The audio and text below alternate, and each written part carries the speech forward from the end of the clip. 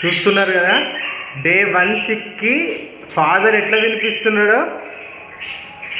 Day 1 అది ఎంత నీట్గా తినిపిస్తున్నాడో చూస్తున్నారా? గ్రేట్ కదా అసలు. చూస్తా అంటే చూడబుద్ధి అవుతుంది. ఎంత జాగ్రత్తగా తినిపిస్తుందో చూస్తున్నారా? అందుకే మంచి వీడియోస్ కోసం ప్లీజ్ సబ్స్క్రైబ్ మై ఛానల్.